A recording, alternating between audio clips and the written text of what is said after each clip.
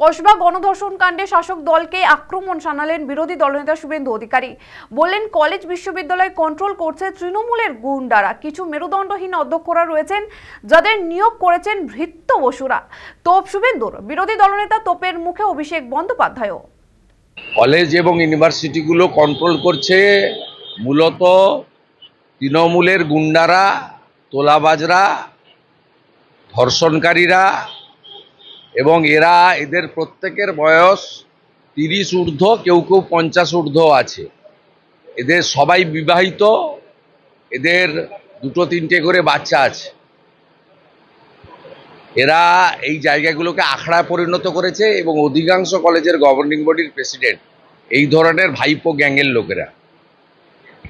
অতএব এর সলিউশন একটাই, মমতা ব্যানার্জিকে সরাতে হবে।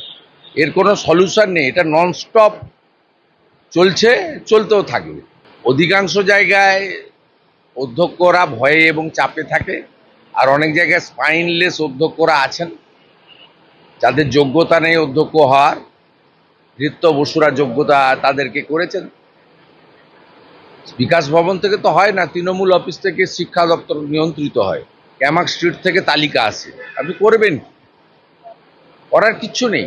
এবং গভর্নিং বডির প্রেসিডেন্টদের যদি তালিকা দেখেন, চোর, চিটিংবার, ধর্ষণ, জেহাদি, জঙ্গি, এই লোকেরা সমস্ত গোটা পশ্চিমবাংলার কলেজে বসে আছে।